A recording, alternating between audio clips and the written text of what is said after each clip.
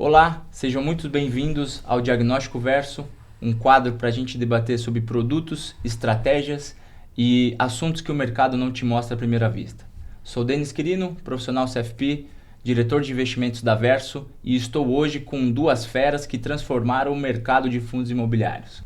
Estou aqui com Diego Siqueira, fundador da Trinos, iniciou a carreira em uma gestora de fundos imobiliários e em 2009 fundou a Trinos, 2013 a TG Core, hoje uma gestora de mais de 4 bi de reais. Matheus Siqueira, também administrador formado pela PUC, pós-graduação na ESPM, já passou em casas como a Centauro, Globosat, Vitacom e desde 2018 vem falando com os investidores também da TG Core. Meus amigos, muito obrigado pela presença de vocês. Denis, é um prazer estar aqui hoje, né? Muito bacana essa iniciativa, ficamos muito lisonjeados com o convite e tenho certeza que vai ter um conteúdo muito legal aqui para a gente falar para os telespectadores.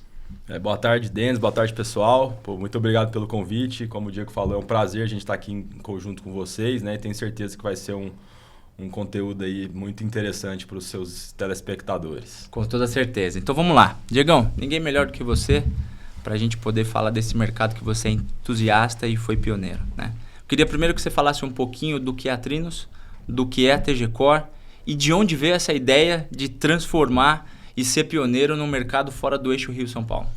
Excelente, Denis. Bom, como você mencionou, a gente começou a pôr em prática essa ideia em 2009, né?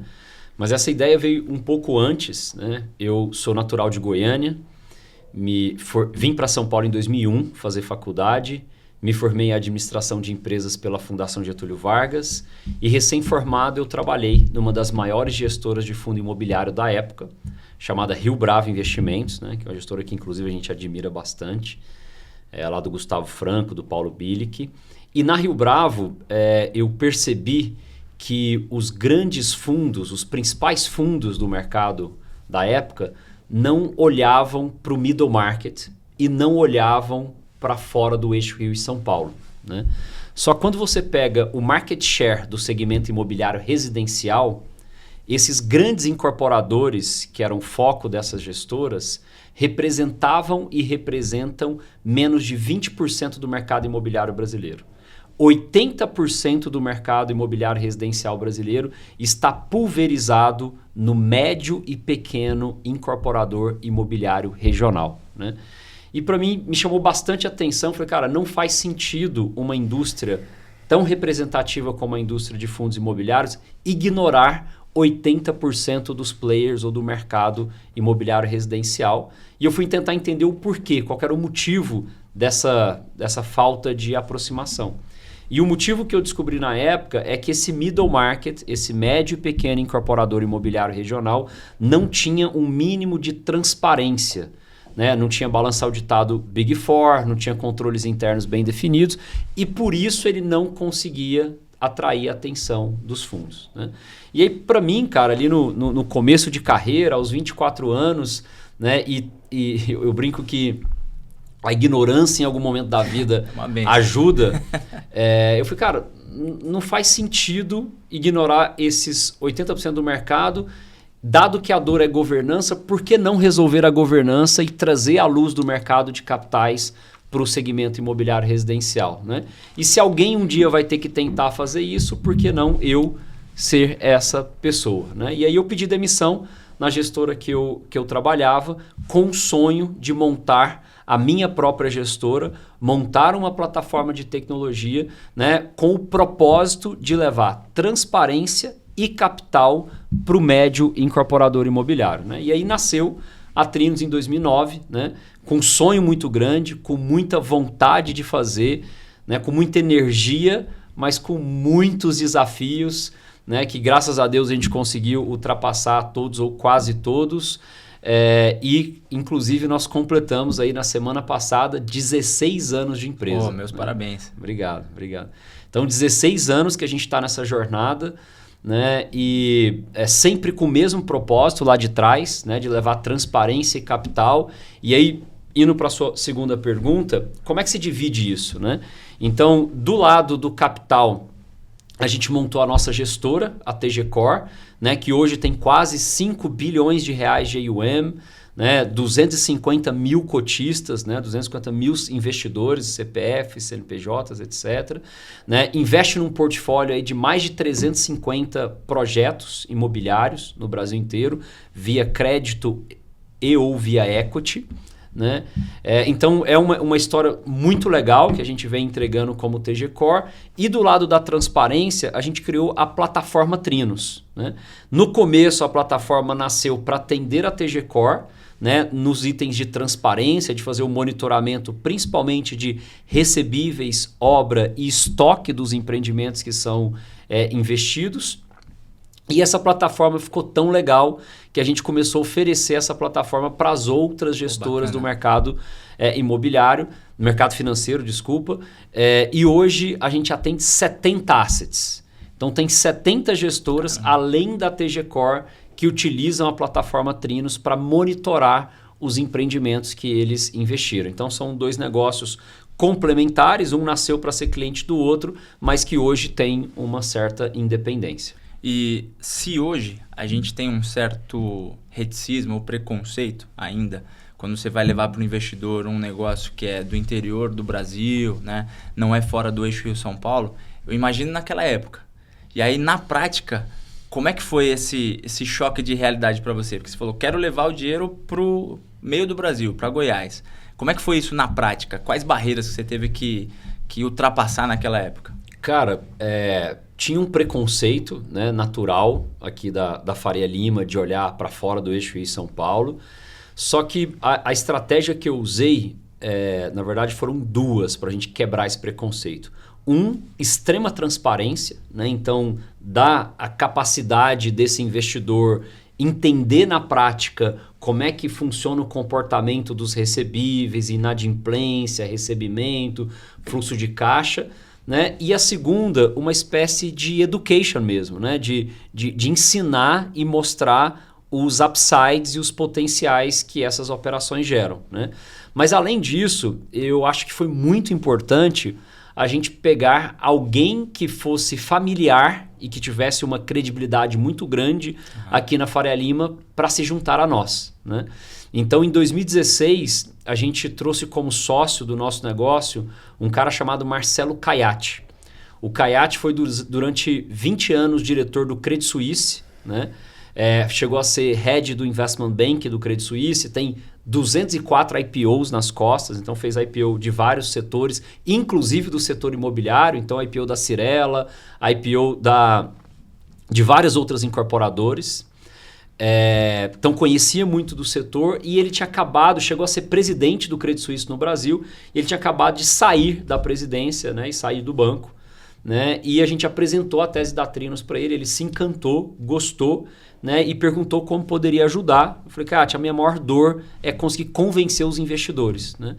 E ele falou, Diego, se eu te der um firme de R$1 bilhão de captação, eu posso ser seu sócio? Eu falei, cara, onde que eu assino? O Kátia virou o nosso sócio e ele pegou no meu braço e me levou para conversar com os grandes formadores de opinião, né, do mercado financeiro aqui na Faria Lima, né, e isso aos poucos começou a abrir as portas do mercado. Né? Então até esse momento a gente tinha mais ou menos 250 milhões de AUM, que a gente tinha levantado ali na raça mesmo no B2C, né, cliente a cliente.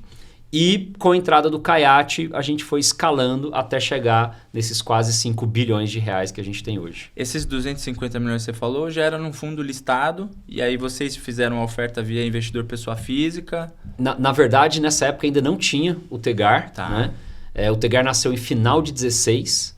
Né? A gente conheceu o Caiati no começo de 16. Então a gente tinha na época alguns fundos multimercados, um D30, um D180, um D90, né, que a gente ficava equilibrando o ALM, dado que as operações do setor imobiliário têm um prazo maior do que isso, né? Então você tinha que ficar casando prazo do resgate do investidor com das operações, né? O Asset Liability Management, aí, o ALM.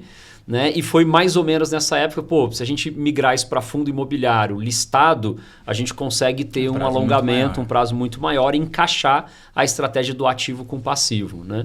Então foi, inclusive, nessas discussões com o Kayashi que a gente tomou a decisão de seguir com a criação dos fundos listados, depois setipados com subordinado, etc.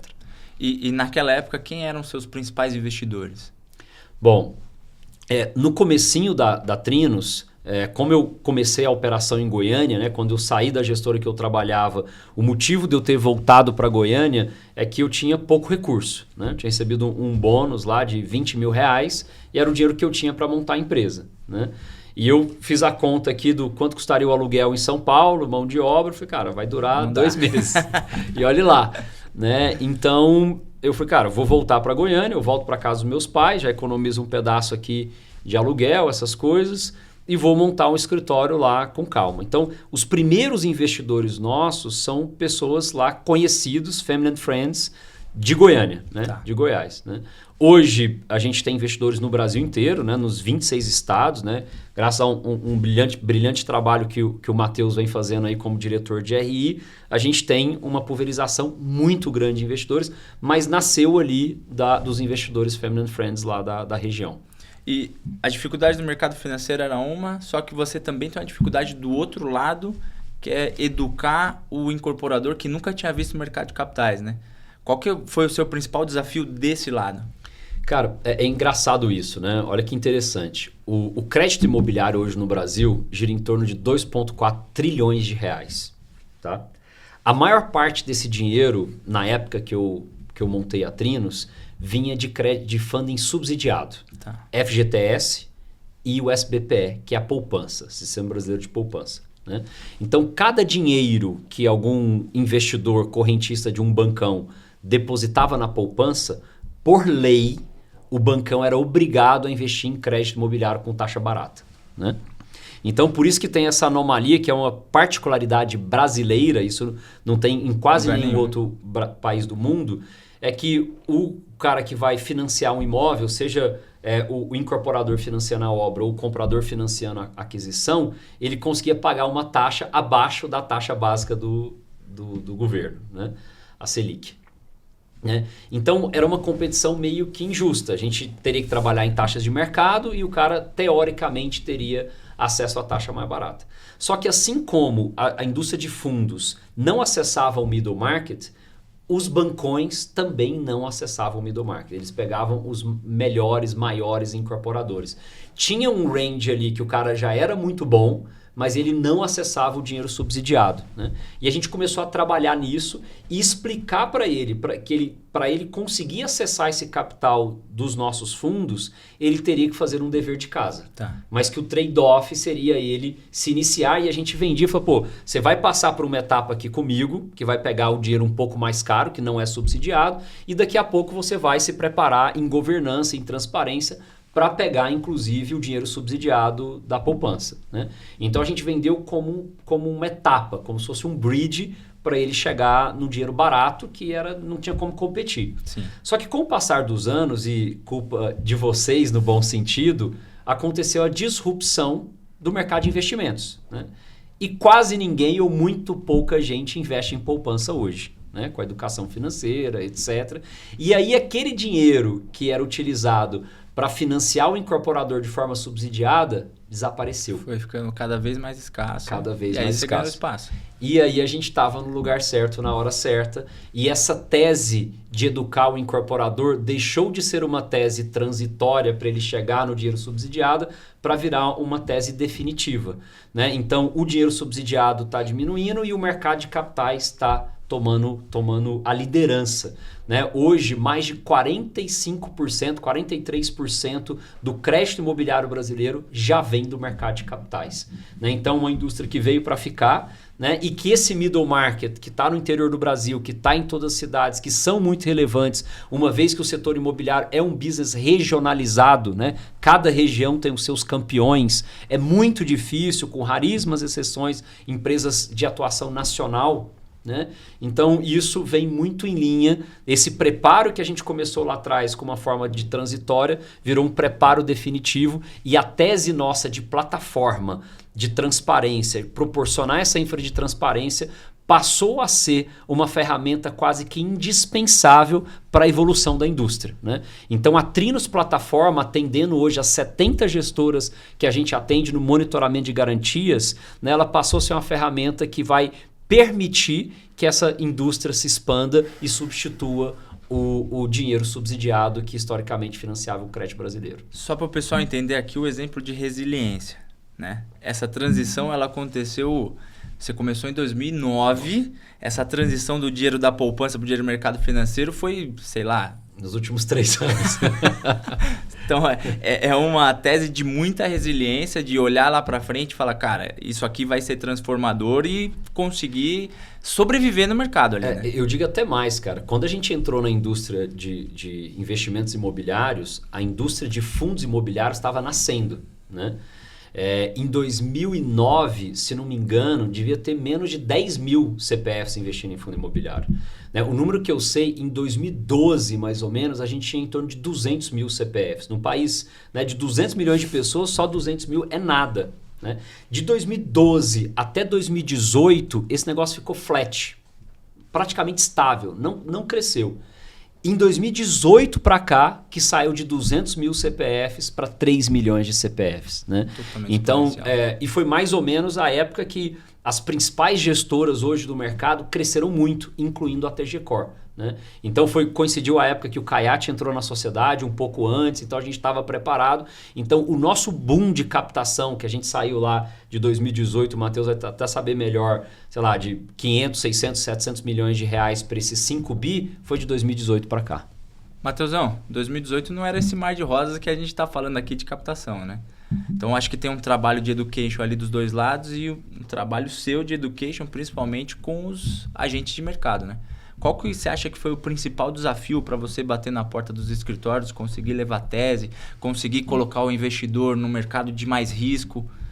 Cara, como vocês bem disseram, né, tinha de fato um preconceito em relação a fora do eixo Rio-São Paulo, né, do interior do Brasil, né, e eu acho que o grande trunfo para nós, para quebrar esse preconceito, foi entender que o nosso cliente, que o nosso parceiro, o agente de mercado era de fato o cliente da Asset, né? Através desses agentes, né, dos escritórios, a gente ia acessar os investidores, né? Então, você não me deixa mentir, a gente se aproximou de todos os escritórios, independente do tamanho, se é grande, se é pequeno, né? De mostrar a tese, de levar para Goiânia, para conhecer toda a nossa estrutura, de levar em alguns empreendimentos para o cara pisar e ver que de fato existe, que tem prêmio, que é muito bem gerido, né? Que além de um relatório muito robusto, com muita informação, o ativo na ponta, né? Ele tinha uma gestão de excelência, ele também tinha um trabalho muito bem feito em cima disso. Então, de pouco em pouco, a gente foi levando esses parceiros, esses agentes a Goiânia, fomos convencendo eles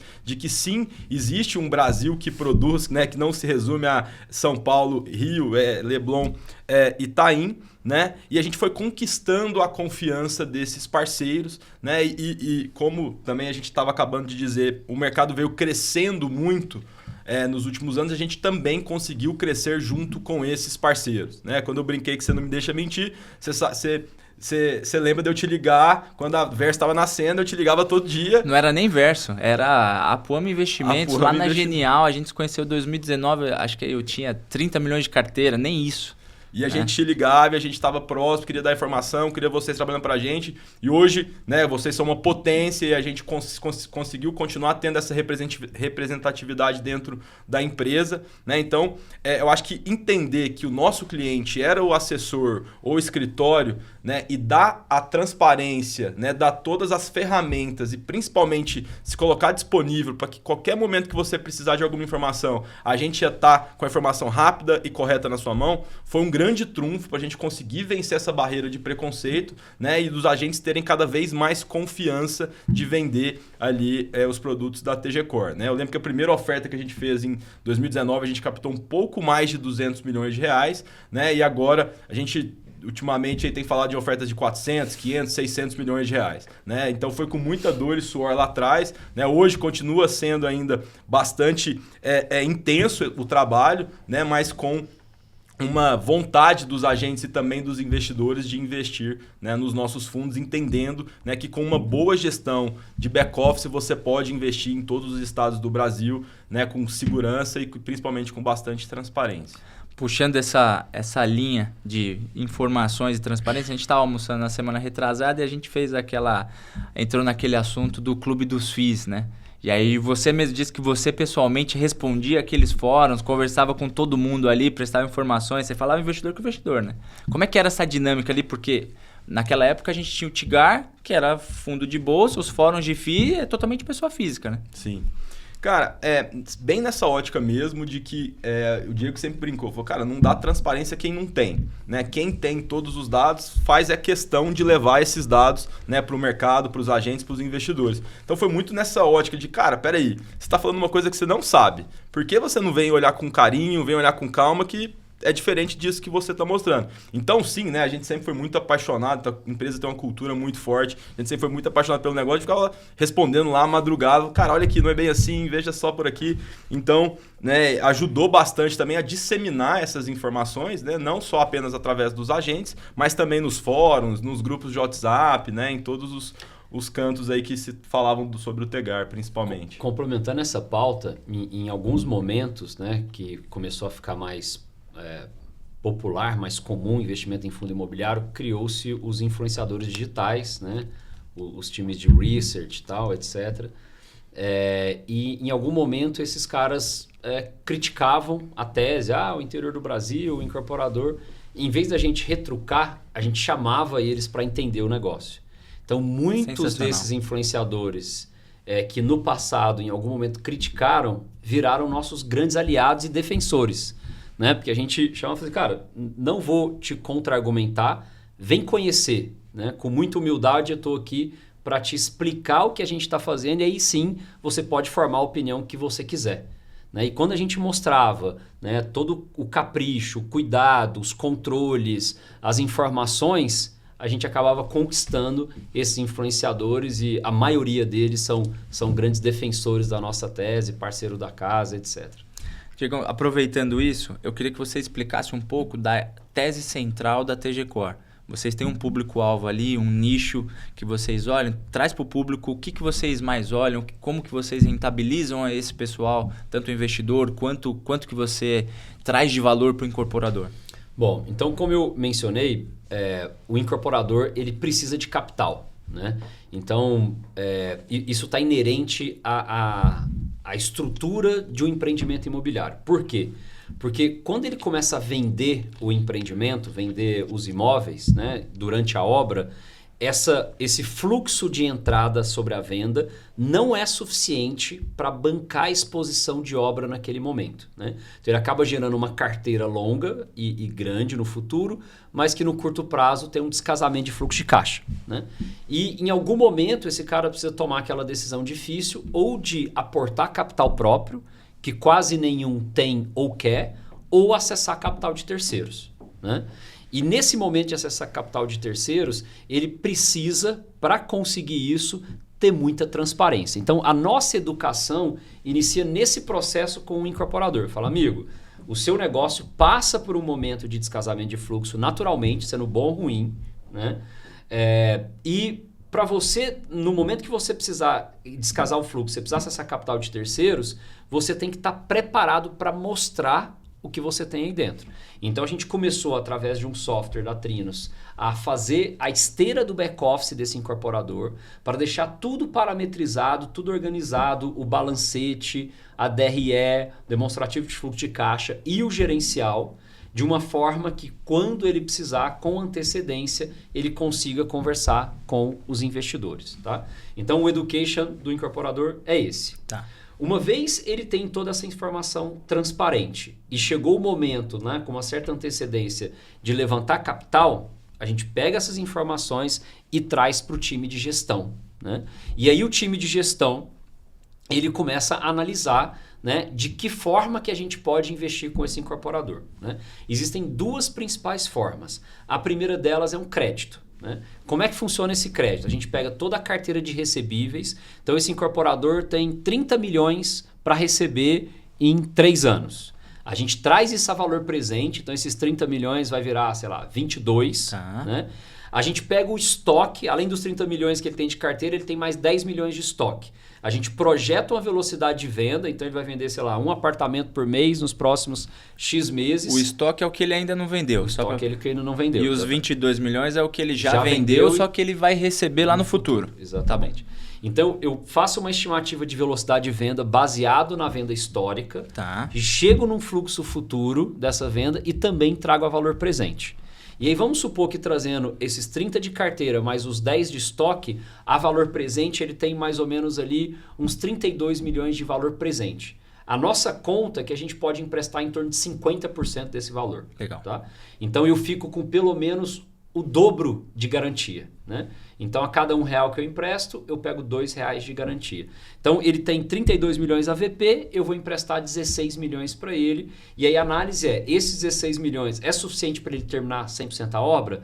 Se sim, a gente segue. Se não, a gente declina a operação, tá? Porque eu não posso ajudar ele parcialmente. É melhor não fazer nada e ele procurar outra fonte. Então, se esses 16 milhões foi exatamente ou menos que ele precisa para fazer a obra, a gente empresta, mas a gente retém isso num fundo de obra, que a gente vai liberando esse dinheiro conforme a obra vai evoluindo. Medição. Sob medição de obra, né? E conforme esse fluxo vai entrando, vai pagando a PMT do CRI que a gente fez, essa operação de crédito. Tá? Então, vamos supor que a operação de crédito desses 16 milhões tenha, sei lá, 3 anos para o cara pagar numa parcela de 500 mil por mês. E aí, todo mês deveria cair lá em torno de 1 milhão, né? Como é 2 para 1, 2 de garantia para 1 de empréstimo. Esse 1 milhão a gente retém os 500 mil que é para pagar a PMT e devolve como excedente para o incorporador os outros 500 mil e a gente vai acompanhando mês a mês. E o tempo inteiro monitorando como é que estão as novas vendas, como é que está o preço das novas vendas, como é que aquela carteira de 30 milhões que ele tinha está se comportando em inadimplência, recebimento. Então, quando a gente vai acompanhando muito perto, a gente não fica parado quando começa a ter sinal de problema. Então, quando começa a ter sinal de problema, tem 2 meses que não vende nada. Por quê? A gente vai lá conversar com o comercial dele, entender por que não está vendendo. Né? É um excesso de estoque na região, é uma falta de atuação do marketing, é uma falta do time de venda, e a gente começa a pressionar o cara para voltar a vender. A inadimplência aumentou. Puta, o que aconteceu com o recebimento? Esse mês era para receber 1 milhão, recebeu 800, tem 20% de inadimplência. Por que isso aconteceu? Então, esse monitoramento muito próximo do incorporador é que é a tão falada transparência que a gente traz. Né? E isso dá tempo de reação. Então, a gente não espera a operação dar um default ou ter um problema mais sério para agir. Então a gente vai agindo no dia a dia, acompanhando. Por isso o motivo que a gente tem uma estrutura muito robusta, seja da plataforma e da TG Core, somados, a gente tem 620 pessoas no time. Caramba. Né? Então tem um time robusto de engenharia, tem um time... Então o segredo é estar perto, é barriga no balcão, acompanhar tudo que acontece para a gente monitorar. A segunda alternativa é a gente ficar sócio dos empreendimentos. A gente só ficaria sócio dos empreendimentos o que a gente acha que é muito espetacular. E que a gente pode ter um upside de retorno com prêmio em relação ao crédito. Tá. Então, se o crédito está rodando hoje IPCA mais 13, IPCA mais 14, a gente só teria interesse de ficar sócio dessa SPE se a gente achar que ela vai render IPCA mais 18, IPCA mais 20. Tá?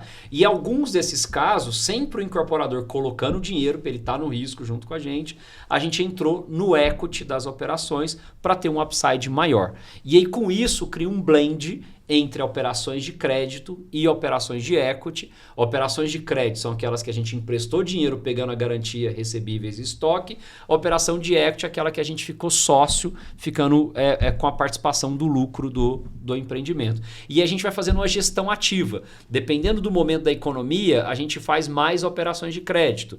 Dependendo do momento da economia, a gente faz mais operações de equity e vai fazendo essa gestão ativa dentro do portfólio dos fundos. Somando tudo, hoje são mais de 350 operações entre crédito e equity e a gente monitora muito de perto essas operações, o que nos permite, né, ter um bom retorno nos fundos e pagar um dividendo interessante e saudável para os nossos investidores. Então, no caso, você entra quase como um consultor para esse incorporador e ajuda ele do início ao final. Ajuda mesmo. Exatamente. com muita tecnologia, obviamente, né? No nível de escala que a gente está. E aí o fator tecnologia foi muito importante na nossa vida.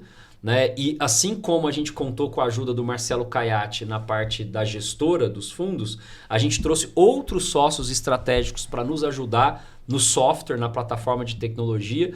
Então, em 2019, a gente trouxe como sócio o André Street, fundador da Stone Pagamentos, né? Que é um cara super especial.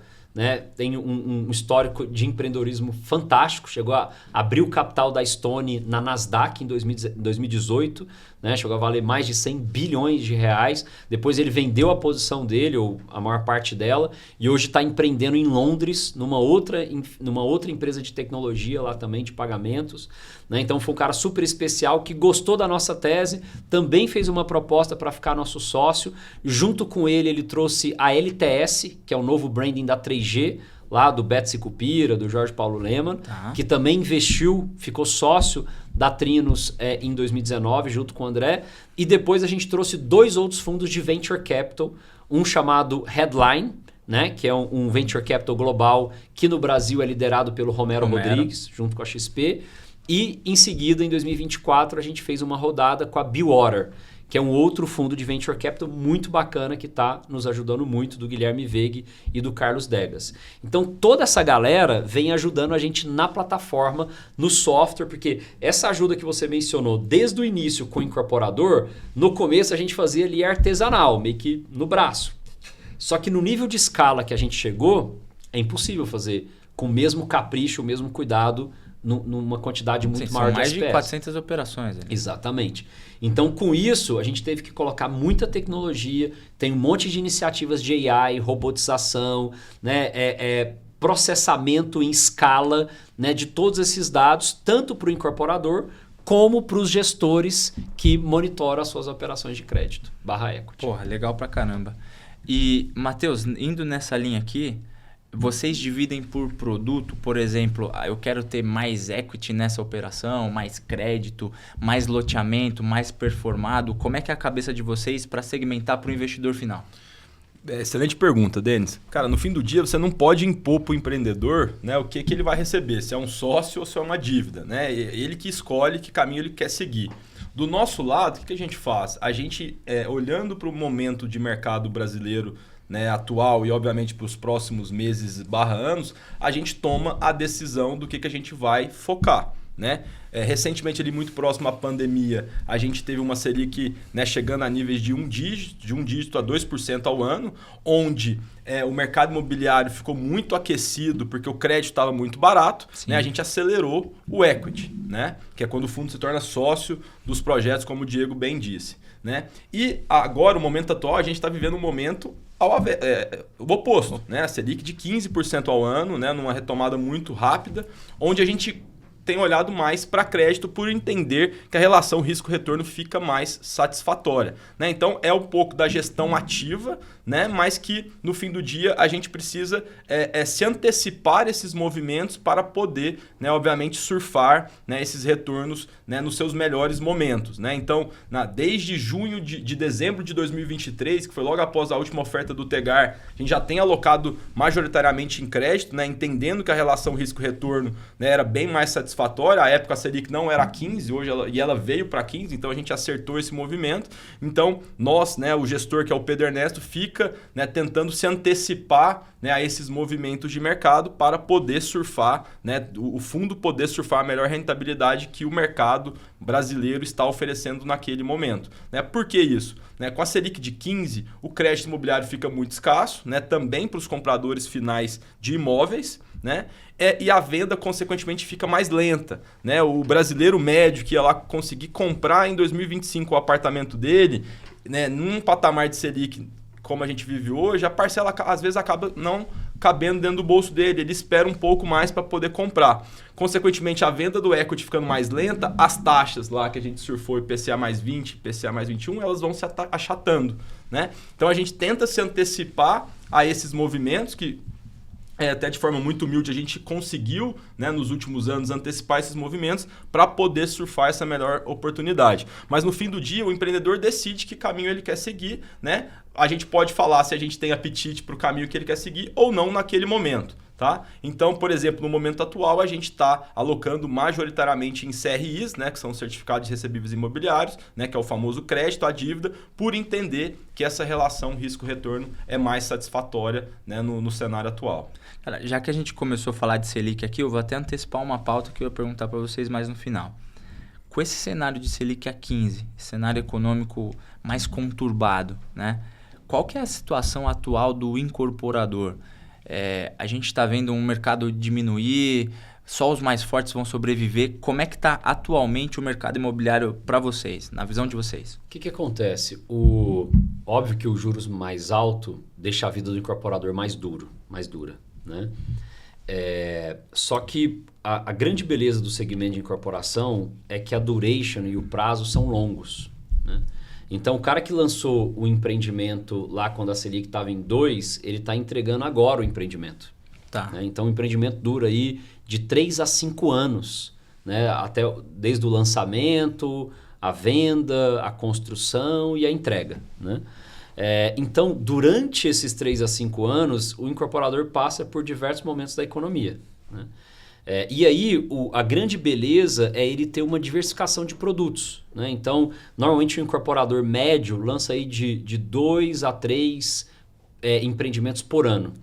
Então, tem algum empreendimento que ele vai ter um custo de capital um pouco maior no momento que a Selic está mais alta, e tem outros empreendimentos que ele vai ter um custo de capital um pouco menor, né? O ponto é que para bons players, né, para empreendedores que estão fazendo o dever de casa, que estão olhando para a governança, que têm condições de dar transparência para os investidores, na minha opinião, nada muda, né? Ele vai ter que ceder um pouquinho mais do lucro dele para pagar custo de capital, mas não é isso que vai prejudicar a saúde da empresa dele. Obviamente que nesses momentos, os incorporadores menos preparados, que não fizeram o dever de casa, que não têm transparência ou não querem ter, podem tropeçar, né? E é natural, acho que isso em qualquer setor. Qualquer setor. Então a gente vê com otimismo, né, daqui para frente, uma vez que já tem uma perspectiva no final desse ano ou no começo do ano que vem de iniciar o ciclo de corte da Selic, né? Então o motivo, né, que a Selic subiu foi para conter a inflação começou a dar sinais aí de arrefecimento, né? A atividade começou a ceder um pouco e com essas características o Banco Central, isso é um movimento não individual brasileiro, mas global, né? Os Estados Unidos, por exemplo, cortou juros aí nos últimos dias e a tendência é que o governo brasileiro também vá pelo mesmo caminho e comece um início de ciclo de cortes, né? Então, com esse início de cortes, né, em 2 anos essa Selic voltando aí para próximo de 10%, 9,5%, whatever, isso vai diminuir o custo de capital novamente para o incorporador. Então, os bons incorporadores vão passar com tranquilidade por essa diversidade do setor imobiliário. Você falou um negócio interessante que a gente não tem visibilidade, né? Um projeto dele, ele vai durar 5, 6 anos, então ali no meio do caminho ele vai passar por diversos cenários. É tudo muito de longo prazo no mercado. Isso né? aí. E aí, quando você falou lá no início que você tinha um fundo que o resgate era D30, ali devia ser bem desafiador, né? Porra de bom. E aí a gente tinha que deixar um valor muito grande no caixa do fundo para pagar resgate. Então acabava a rentabilidade média caindo. Nos fundos imobiliários que são fechados, né, são listados ou setipados, você não tem que reservar esse caixa, então você tem a tranquilidade de ter uma visão de longo prazo, obviamente casando os interesses, né, de geração de caixa para pagar dividendo, entre outras coisas, no decorrer desse processo. Agora já dá para perceber que vocês são bons de se antecipar, né? E mais uma vez vocês se anteciparam, mudando a forma de captação para o fundo de vocês, quando vocês decidiram sair de captação de listados e foram para um mercado totalmente diferente e novo que é os setipados. Acho que você pode falar um pouco mais disso, que você está à frente. Como é que foi essa mudança? Qual é educacional que precisou ter? Por que vocês mudaram? Cara, de fato não foi uma mudança, né? A gente tem hoje o Tegar 11, que é o maior veículo de desenvolvimento imobiliário residencial no Brasil, né? Tem 2,7 bi, mas que o momento não é de bolsa, né? Então a cota está abaixo do valor patrimonial, a gente tem por concepção de fazer ofertas apenas com valor patrimonial para cima, tá? E justamente para não parar, né, para não deixar de captar, a gente foi provocado pela XP para começar ali na indústria de fundos setipados, né? O TG Real Estate foi o primeiro fundo imobiliário, né, da indústria setipada, e que, por sua vez, tudo que é novo carece de alguns ajustes, né? A grande intenção dos fundos setipados foi trazer, de fato, uma volatilidade menor para os investidores, né? Que logo após, né, o lançamento do fundo, algumas regrinhas mudaram e trouxe uma certa volatilidade para dentro dessa cota, né, natural de todos os fundos, né? Mas que a gente pensou logo rapidamente na estrutura com subordinação, né, que aí veio o TGRI, que hoje é um grande vetor de captação dentro da própria XP, os fundos com subordinação, mas que nasceu ali em 2022. Né? Por quê? Porque a gente entendeu que com uma estrutura de subordinação, né, além de trazer o alinhamento de interesse entre o gestor e o investidor, né, com o skin on the game, né, pessoal, a gente coloca o nosso capital para garantir e suportar a rentabilidade prometida para o investidor, né, a gente mitigava muito bem essa volatilidade e traria uma experiência quase que de uma renda fixa para o investidor a cada vez que ele entrasse na área logada da sua plataforma e visse o comportamento dessa cota. Né? Então, a gente se orgulha muito, né, Diegão, de olhar hoje e ver que nasceu uma nova classe dentro da XP, que é uma grande referência para nós, chamada Renda Mais, né, mas que foi inspirada lá no TGRI, o TG Renda Imobiliária, porque de fato ele proporciona uma experiência muito tranquila para o investidor, né, e tem, né, o alinhamento de interesse, né, o skin on the game nosso, porque no fim do dia foi a gente que escolheu o ativo, a gente faz a gestão desse ativo. Se a gente confia tanto, por que não colocar o nosso dinheiro na frente para suportar? Né? Então a gente conseguiu de fato trazer essa experiência com uma volatilidade muito controlada, né, e trazendo ainda todos os benefícios, principalmente a isenção que tem a classe de fundos imobiliários. Né? Foi pioneiro, né? Vocês foram pioneiros nessa linha de colocar o dinheiro próprio para subordinação, né? Exatamente. Tinha até gente que perguntava, cara, como é que vocês têm coragem? Mas de fato, assim, é muita confiança na tese, né? E a gente também ganhou dinheiro nessa subordinada, né? Então, assim, não apenas ninguém está aqui para brincar, né? Acho que o Diego comentou muito bem o espírito empreendedor que ele tem, consegue transmitir para todo o time. Então, né, não dá para brincar com dinheiro, né? Para nós é de fato uma linha de investimento, uma linha de receita importante da companhia, mas que, né, se mostrou nesses quase 4 anos de fundo, se mostrou ser uma tese muito vencedora, não apenas para o investidor, mas também para nós. Então, só para vocês entenderem, quem não conhece o fundo setipado, tá? O mercado setipado é um mercado balcão, onde a gente tem negociações somente entre os investidores da XP. Então a XP faz o intermédio entre o investidor e a outra ponta e muitas vezes ela atua como tesouraria, comprando de um para depois vender para o outro. Esse mercado ele tomou um grande tamanho depois ali de 2021, tanta volatilidade na bolsa por conta da pandemia, porque as pessoas fugiam de fundos imobiliários de bolsa, né? As pessoas mais conservadoras que queriam aluguel, né, e estavam no fundo imobiliário se assustaram com aquilo. Então a TG foi uma das primeiras que foi para o mercado setipado, porque ali as cotas são marcadas a valor patrimonial, então tem menos volatilidade e quem queria o aluguel de volta, na sua carteira pingando todos os meses, pôde ter essa experiência. E além disso, eles vieram com a cota subordinada, onde eles colocam dinheiro para garantir o seu dinheiro. Então, se tiver qualquer inadimplência ou qualquer coisa que o incorporador não pague, né, é descontado do dinheiro da gestora antes de chegar qualquer inadimplência na sua cota. Né? Então, isso foi acho que um game change ali do mercado como um todo. Hoje a gente já tem muito mais ativos que fazem de fato isso, projetos nascendo e muitos investidores vindo para isso porque ele tem uma tranquilidade que você tem alinhamento de interesse, ele não tem volatilidade na cota, ele recebe o aluguel, né? Então acho que isso gostaria de parabenizá-los porque foi sensacional e mudou a nossa perspectiva também. Porque a gente conseguiu trazer de volta aquele cara que estava traumatizado ali com bolsa, que estava ouvindo só a influencer falar que o aluguel é X, Y, Z, mas a cota estava menos 30. E eu acho que o mercado de listados ainda não voltou como deveria voltar, né? O pessoal ainda não teve a coragem de comprar abaixo do valor patrimonial, que é quando ele deveria comprar, o metro quadrado mais barato, né? E até aproveitando, assim, quando você tem um imóvel propriamente dito, né? Você comprou uma esquina ali em Goiânia. Não passa todo dia alguém falando, hoje vale tanto, amanhã está valendo tanto, né? Você sabe qual que é o valor que você venderia aquele ativo e talvez nem por 20% a mais do que você está disposto a vender, né? O mesmo se acontece com os fundos na bolsa. Então, os investidores, né, têm que buscar entender quais foram os fundamentos que trouxeram a volatilidade para a cota, né? A gente viu aí, como você bem disse, tem muito fundo sendo negociado abaixo do valor patrimonial, né? E alguns não tiveram nenhum problema, né? Então é importante o investidor estar muito próximo do seu assessor, que vai ter de fato todas as informações na ponta da língua, porque existe de fato algumas oportunidades, né, de comprar barato algumas cotas também no ambiente listado, tá?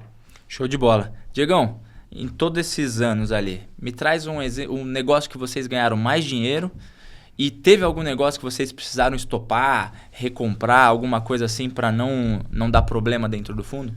Bom, um negócio que a gente ganhou bastante dinheiro foi uma incorporação. Eu sempre gosto de contar essa história porque não começou muito bem, mas depois, devido à atuação, presença, etc., acabou virando um dos maiores retornos do nosso fundo, saiu inclusive no relatório gerencial, que é a incorporação residencial, né, de um prédio em Goiânia chamado Horizonte Flamboyant. Tá? É um empreendimento que a gente lançou em 2018, era para ter uma venda de 30% no lançamento, a venda foi próxima a 10%. A gente falou, nossa, vai ser ruim a venda. Como a gente tinha todo o fundo, a gente andou na obra, acelerou a obra, tal, etc. Com a pandemia, em 2020, né, teve um custo de insumos, aumento de preço de insumos, e a gente já estava com a obra evoluída. E com o aumento de insumos, logo em seguida veio o aumento do preço do metro quadrado generalizado no Brasil. Então o nosso custo estava travado e a nossa receita andou, porque a gente tinha um estoque alto e a gente conseguiu vender os imóveis a um preço bem mais alto que estava projetado. Então a gente teve um retorno acima de 30% mais IPCA no empreendimento. Foi um belo retorno. Exatamente. Então esse é um case de sucesso que a gente teve na carteira, né? Em relação a desafios, né, a gente tem desafio o tempo inteiro. Né? A gente não teve nenhum caso que a gente teve que estopar e virar as costas e ir embora, né? Mas teve um monte de casos que a gente teve que atuar, como eu mencionei agora há pouco. Pô, a velocidade de venda está lenta, tem 3 meses que não vende, por que está acontecendo isso? A gente fica lá cutucando, né, e cobrando dos incorporadores, conversando com a área de venda deles, ajudando a montar a estratégia, ajudando a pensar no que fazer, como investir em marketing para potencializar as vendas. Aconteceu muito no pós-pandemia, com essa inflação de insumos, estouro de obra. Então a gente teve que pegar o time de engenharia, fazer o reorçamentação da obra, ver onde que poderia diminuir ou economizar, dado que alguns insumos tinham aumentado muito o seu custo e achataria a margem do empreendimento. Então, assim, não é vida fácil, né? A gente sabe que tem que estar presente, acompanhando, tem muito trabalho para fazer, mas é um negócio, cara, assim, que o dinheiro não tem como desaparecer, né? Você colocou lá 10 milhões no empreendimento para colocar obra, né? Para investir na obra do empreendimento, não tem como ele valer menos do que o custo. Né? A volatilidade do mercado imobiliário não é, hoje vale 20 mil reais o metro quadrado, amanhã vale 10. Não tem jeito, né? Então, assim, é muito difícil perder dinheiro. A não ser que se alavanque demais, pague um juros muito elevado, tal, né? Um excesso de alavancagem, aí você pode perder. Mas no nosso caso, que a alavancagem tende a zero, porque a gente utiliza o dinheiro do fundo para investir nesses empreendimentos, o máximo que vai acontecer é você alongar a geração de caixa. Né? Então você pode diminuir um pouco a sua TIR, mas perder mesmo é muito difícil, desde que você tenha um controle muito bem feito, um acompanhamento muito bem feito e a transparência muito bem feita. E um crédito com garantias robustas também, né? Que é o caso que vocês trazem os CRIs todos com uma garantia bem robusta, acima do valor. E o exemplo que o Diego deu, o inverso também é verdadeiro. A gente tinha ativos ali pré-pandemia que foi um sucesso de lançamento, com 70%, 80% vendido e com obra muito pouco executada. O custo de obra veio muito alto, né? A receita estava travada e o custo começou a subir demais. Então, nada melhor que essa presença para poder, né, equilibrar esses pratos e não perder dinheiro, como o Diego bem disse. Hoje, vocês têm um gasto bem exponencial com tecnologia, né? Principalmente por conta da plataforma da Trinos, que começou a tomar um tamanho robusto. qual foi a virada de chave que você viu que isso tinha um potencial de escalabilidade e por que você olhou para esse mercado? Tá. Bom, como eu mencionei, a plataforma nasceu para atender a TG Core, né, com as suas demandas de atuar no middle market, no médio incorporador, que não tinha transparência pronta, como os grandes players. Então, foi uma necessidade interna, né? E isso nos deu um diferencial importante de conseguir captar bastante recurso na TG Core, esses 5 bi que eu mencionei, né? E a gente começou a ver alguns outros gestores que são parceiros, amigos. Falou, pô, Diego, a gente teria interesse de entender um pouco mais a plataforma, será que a gente não pode usar? Então foi uma questão meio que natural do mercado, né? A gente começar a prestar esse serviço para os outros gestores, né?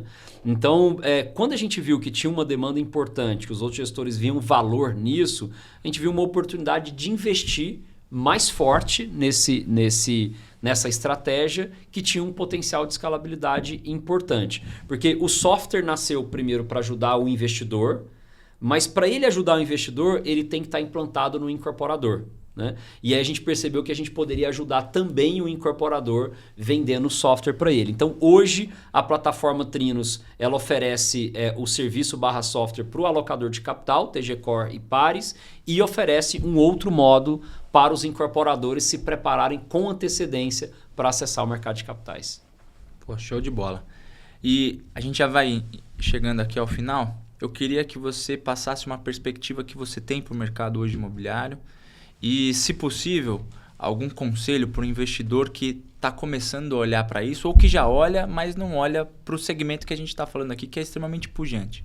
Olha, o mercado imobiliário ele tem muita oportunidade, né? É um mercado gigantesco, né? Por ano vende-se no Brasil 400 bilhões de reais de imóveis, né?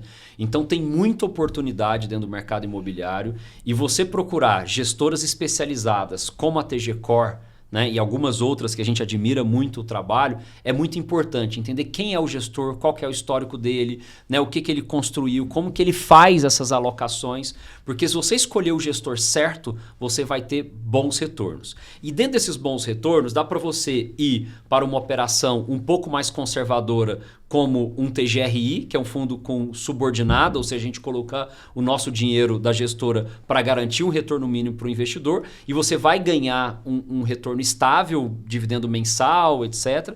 E tem a alternativa de você tentar antecipar o movimento dos fundos listados. Como o Matheus mencionou, né, hoje a maioria deles estão descontados, além do carrego positivo que esses caras estão pagando aí um bom dividendo, 1% ou mais, você ainda tem o potencial dessa cota que está abaixo do valor de mercado da patrimonial voltar para o valor patrimonial, né? E normalmente no mercado financeiro a grande beleza é antecipar os movimentos, né? Então, como está dado que estamos entrando num ciclo de corte de Selic, a Selic vai cair de 15%, ninguém sabe até onde, se vai a 10, a 9, a 8 ou a 12, né? Ninguém sabe em quanto tempo, né? Que vai depender das respostas da economia, mas todo mundo sabe que vai começar a cortar. E ao começar a cortar, teoricamente a atratividade desses fundos descontados vão ficar maior. Então, por que não antecipar o movimento, né, com carrego positivo e investir também nos fundos listados, que estão uma excelente oportunidade. Então, fica aí a dica,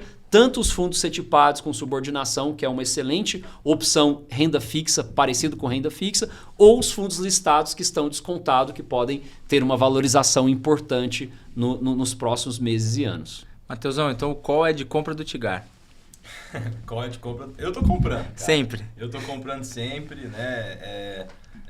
Não é recomendação de compra nem de venda, mas eu tô comprando e de fato sim, né? Tem bastante oportunidade, não apenas o Tegar, existem outros fundos descontados que, como o Diego bem disse, traz, né, um pagamento de dividendo recorrente, mensal, isento, que todo mundo gosta, mas também um upside muito grande na valorização da cota de mercado.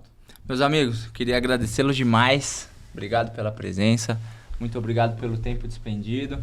Chegamos ao final de mais um Diagnóstico Verso. Espero que vocês tenham gostado do tema, que tenham saído daqui mais ricos do que entraram. Comenta aqui embaixo outros assuntos que vocês gostariam de ouvir. E para quem quiser conhecer mais sobre a TG, eu consigo marcar um bate-papo com o Matheus.